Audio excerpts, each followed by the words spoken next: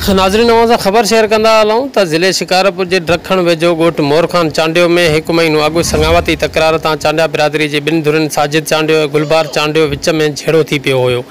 झेड़े दौरान 3 ॼणा ज़मीर गुलबार अरबाब उर्फ झाड़ो चांडियो क़तल थी विया हुआ। जॾहिं त पुलिस ॻोठनि ते चढ़ाई करे 1 ॼणे इमरान चांडियो खे ढकण में संदसि योताक तां गिरफ़्तार करे लाकअप करे छॾियो हुयो। जॾहिं त ॿिया केस में घुरबल जवाबदार गिरफ़्तार न थियण करे गुलबार चांडियो जे धुर जे माण्हुनि ढकण लॻी ॻोठ वासिल स्टाफ ते धर्णो.रोड ब्लाक करे छॾियो। मुज़ाहिरीन अब्दुल्ला चांडियो, मसमात रज़िया, नसीमा, खैरा चांडियो ऐं ॿियनि चयो त पुलिस अॻिली धुर सां बिट बणिजी वई आहे, जंहिं करे जवाबदार गिरफ़्तार न आहिनि थिया। पुलिस केस में घुरबल फ़क़ति 1 जवाबदार खे गिरफ़्तार कयो आहे, जॾहिं त बाक़ी जवाबदार असांखे केस तां हथ खणण लाइ धमकाए रहिया आहिनि। हिननि मुतालबो कंदे चयो त IG सिंध मुश्ताक उमर, DIG लाड़काणो इरफान बलोच, SSP शकारपुर कामरार नवाज़ फौरन वाक़े जो नोटिस वठी असांखे इंसाफ़ फराहम कनि। ज़ुबैर खरोस, नुमाइंदा सचाई न्यूज़, ढकण। असां रोड मिला बंद किया महीनो कोन थिया बेगुना असां गरीब मिस्किन बनी में कम पिया कनि। 3 मुंहिंजा हुते क़तल कयो, 1 मुंहिंजो भाउ, 1 मुंहिंजो बाबा आयो, 3 मुंहिंजो सौट हुयो। बनी में बेगुना असांजो मारे असां हुकूमत खे फिरियाद कयो, असां को बि गौर हुकूमत नथी करे। चढ़ाई करे मूंखे ॾिसी करे 5 रुपया छॾे थी ॾे। राति असां ॿिज घणे आहिनि त उहो असांखे ॿारनि खे कंहिंखे ॿार नथा छॾनि, मारे हलिया था वञनि, वञूं त काॾे वञूं? असां वेठा हुबल जे पुराणे घरनि में वठण पिया, उन्हनि पनाह वठी हुते रहिया आहिनि। असां गरीब मिस्किन करे असां हुकूमत को बि गौर नथी करे। असांखे इंसाफ़ करे, असांखे अदालत खपे।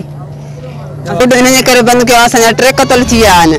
असांजे हिन क़तलनि खे महीनो थी वियो आहे। असां अली दोस्त, साजिद, ज़ाहिद, कौड़ो, अब्दुल सत्तार, इमरान, झंडो, मुबीन ऐं असलम, अली रज़ा, जिन खे का बि गिरफ़्तारी न मिली वई आहे। असांखे अञा बि मौत जी धमकियूं पंहिंजे वठण ते रही चुका आहिनि।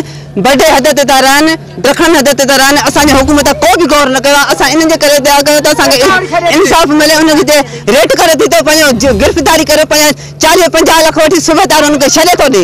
असांजो को बि इंसाफ़ नथो असांखे मिले। असांखे इहो ई आहे सिंध IG खे अर्ज़ु आहे त जवाबदार गिरफ़्तार थी वञे। असांखे पंहिंजे मौत जो ख़तरो आहे। असांजो को बि इंसाफ़ न कयो वियो आहे। असांखे मौसूम बचड़ा आहिनि, नंढड़ा आहिनि, जिन खे ॿार बि नथा निकिरी सघनि। असांखे एतिरी धमकियूं राति ॾींहुं असांजे मथां फेरी कया। पुराणे घरनि में हुबलीअ में वेठा आहिनि, अचे अञा पंहिंजे वठण ते हाणे औरत थी वेठा आहिनि। असांखे निकिरे उन्हनि जी पाणी छॾे हलिया विया, जेकॾहिं असां वञूं पिया त असांखे मथां गोली छूटी छॾियऊं। अदालत खपे, जवाबदार हिन असांखे सूबेदार का बि हिमायत न थो चयूंसि था त चवनि था त गोली छॾियो। असांजो गोलियूं हणूं त असां छो रोड बंदि कयूं? असां छो ब्लॉक कयूं रोड? इंसाफ़ खपे, सभु जवाबदार गिरफ़्तार वञनि। 3 क़तल थिया आहिनि, 1 जवाबदार गिरफ़्तार थियो आहे। हुनजो नालो इमरान आहे, बक़ाया जवाबदार गिरफ़्तार न थिया आहिनि। उनखां बाद में असांखे रोज़ धमकियूं आहिनि। अली दोस्त ऐं ॿिया उनके बाद रोज़ असांजे घरनि ते फेरी कयूं आहिनि। राति असांजा बिज घड़िया आहिनि। असांखे इंसाफ़ खपे, जंहिंमें असां सभु जवाबदार गिरफ़्तार खपनि। IG सिंध खे असांजो अर्ज़ु आहे। उनखां बाद में नाज़रीन जंहिं बि अञा ताईं असांजो ही न्यूज़ चैनल सब्सक्राइब न कयो आहे, उन्हनि खे गुज़ारिश आहे त असांजी हौसला अफ़ज़ाई जे लाइ प्लीज़ असांजे हिन न्यूज़ चैनल खे सब्सक्राइब करियो, लाइक, शेयर ऐं कमेंट्स बि ज़रूरु करियो।